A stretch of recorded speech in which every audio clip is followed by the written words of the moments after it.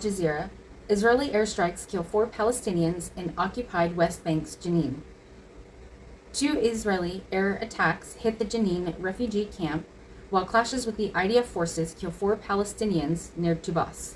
At least 4 people have been killed in 2 Israeli airstrikes on the Jenin refugee camp in the occupied West Bank, according to Al Jazeera reporters and the Palestinian Health Ministry.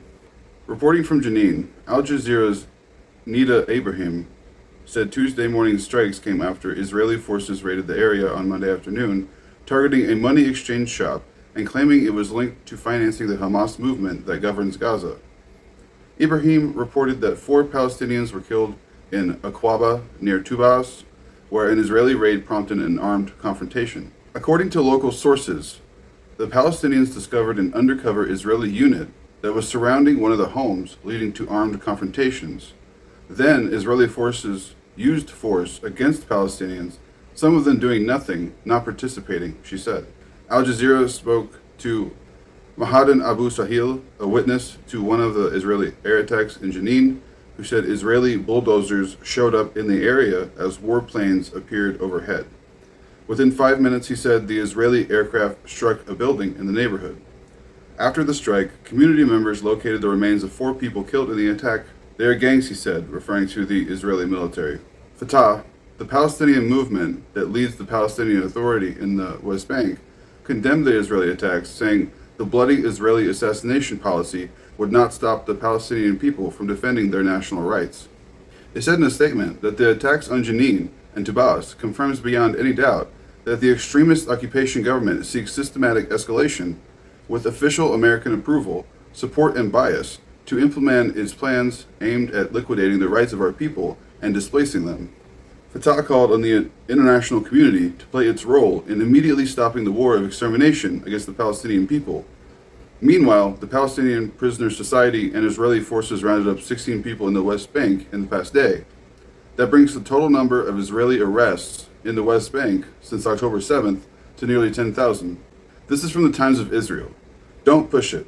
U.S. and allies are urging Israel to limit response to expected Iran attack. U.S. officials tell Biden timing, nature of assault on Israel unknown, Washington reportedly shifting aircraft carriers toward Israel, Iran said to have repositioned missile launchers. Officials in the U.S.-led multinational coalition that is reportedly preparing to assist in repelling an expected Iranian attack have preemptively warned Israel not to respond too strongly to such an assault, according to Tuesday's report.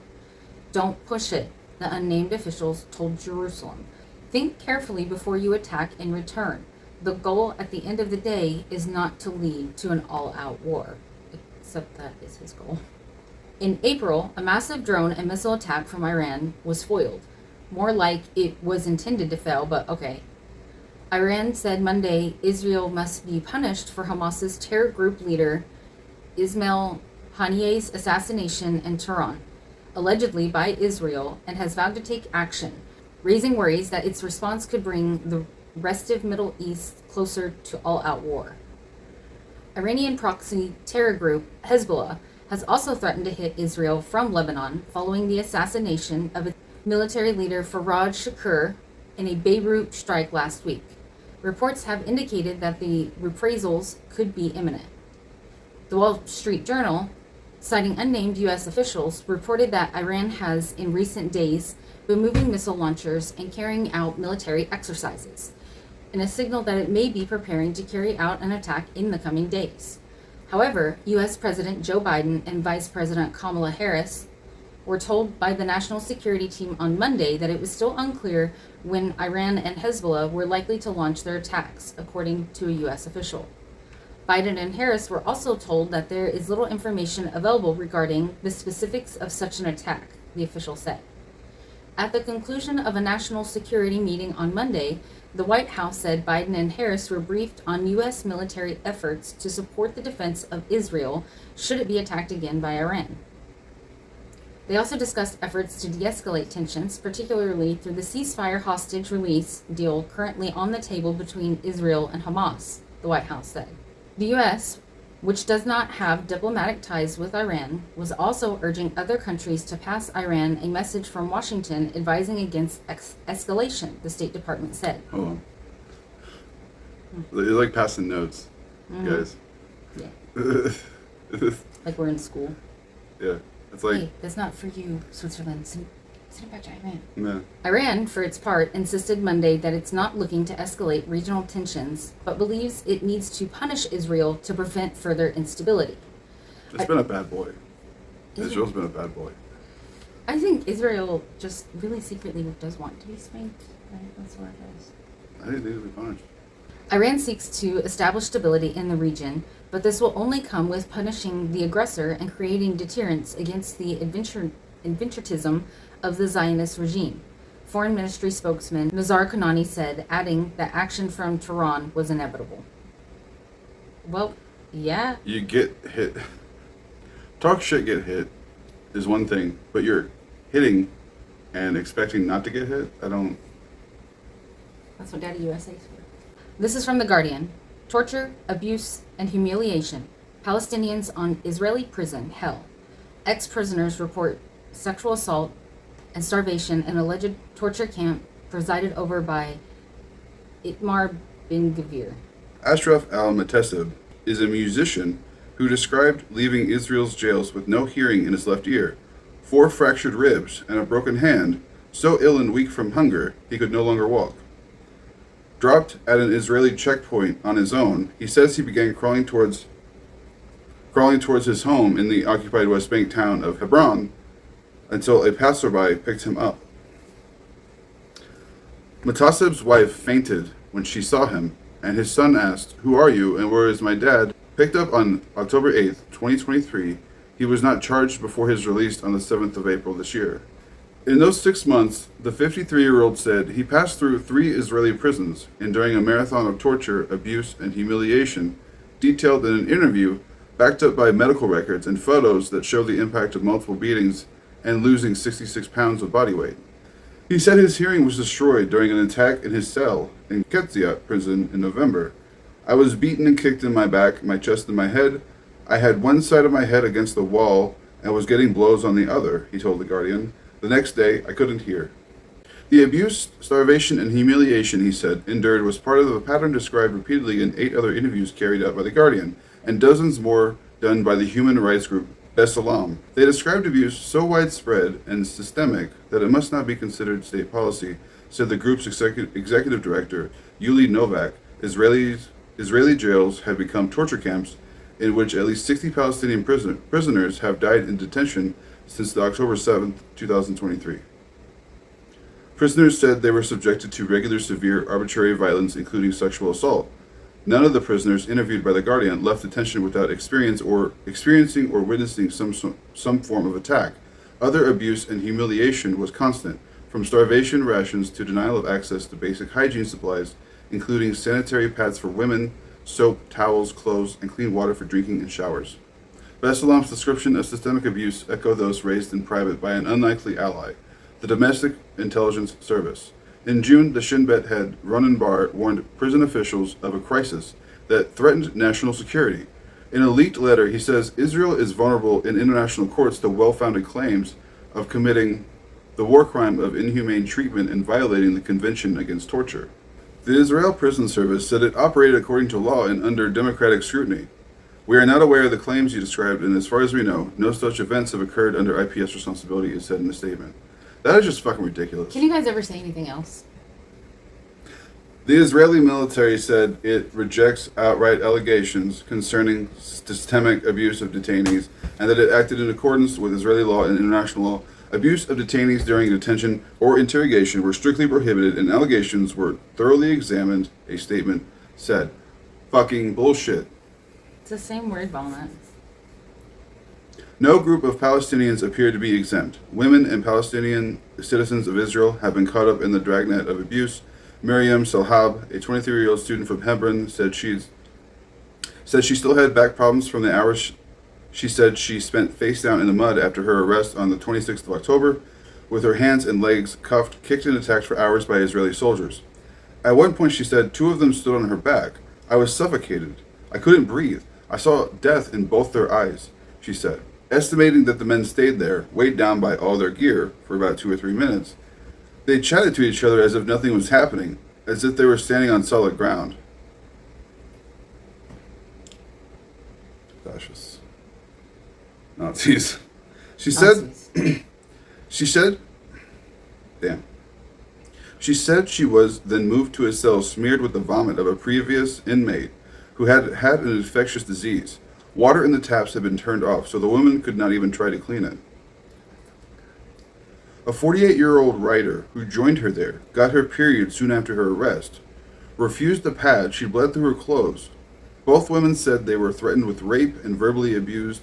Neither faced charges or trial before their release 5 weeks later, several kilos lighter, as part of a deal to free hostages in Gaza. The far-right National Security Minister, Itamar Ben-Gvir, has presided with vocal pride over the grim transformation of Israel's prison system. In Ketziat, they say, "I am crazy, and I am proud of that. I am proud that we have changed all of the conditions," he said recently to the Knesset. Ben-Gvir also confirmed in a recent letter to the Supreme Court that food deprivation was ordered from the top. There is no starvation, but my policy does call for reduced conditions, including food and calories. He appeared to be so closely linked to the abuse that far-right social networks share pictures of emaciated detainees with captions joking about Ben-Gvir's weight loss plan. A 58-year-old painter, decorator, and father of 4 said he heard guards beat a 38-year-old to death in a neighboring cell at Ketziat in November.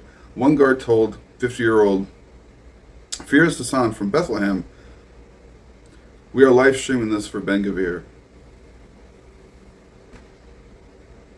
What a fucking monster. Ben-Gvir's spokesperson said the minister was proud of his prison policy and that it was in line with international law. The conditions of the terrorists imprisoned in Israeli prisons have been tightened to the minimum required by law, and in accordance with the minister's policy, the terrorists do not receive the improved conditions they received in the past, he said. What guards wanted the security chief to see, they tried to hide from the rest of the world. Ahmed Khalifa, 42, a human rights lawyer from northern Israel, detained at an anti-war protest, told the court hearing about violence he witnessed in jail. On his way back to his cell, he was beaten and threatened. They told me if I spoke about abuse again, they would kill me, said Khalifa, who was still under house arrest. He described pools of blood on the floor and watching jailers jump on the back of legs of an 80-year-old man. He just cried, Khalifa said. We ended up taking care of the tortured people even though they had no medicine. For some prisoners, denial of medical care was in effect a death sentence. A 54-year-old shared a cell with Muhammad al-Sabar, a 21-year-old with special needs and Hirschsprung's disease. Sabar required a special diet and medication to prevent blockages in his intestine, but when the war started, those provisions stopped. His abdomen began swelling dangerously, and they said they begged a nurse, "He is going to die, please help." The nurse replied, "Go bang your head against the wall."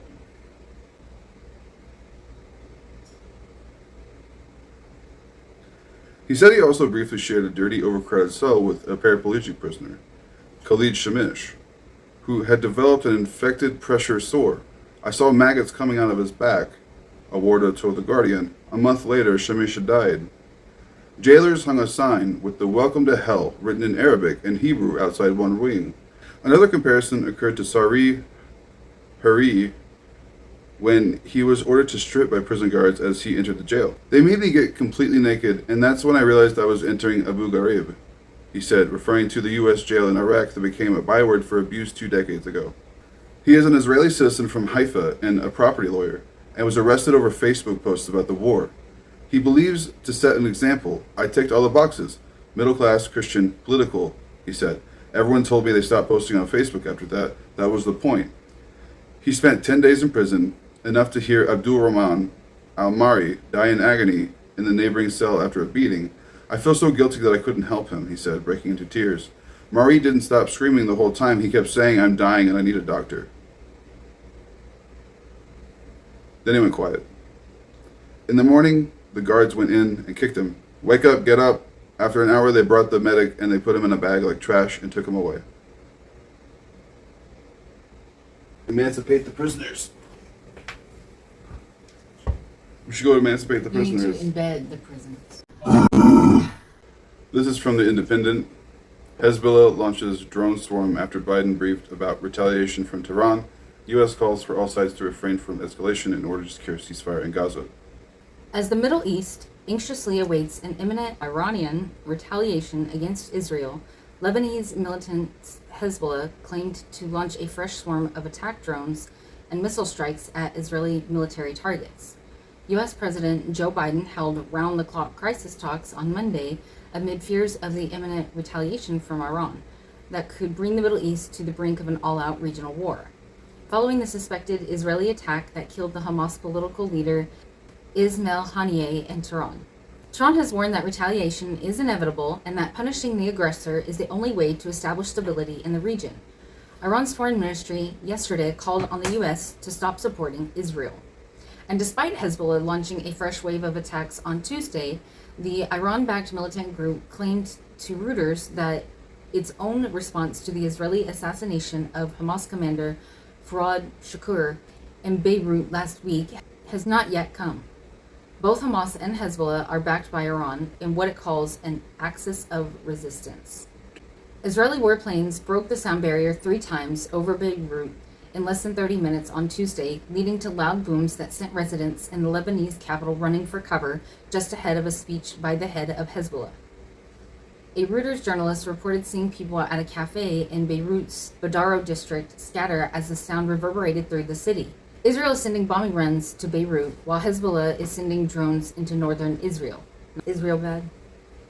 Dead bad. War bad. Peace good.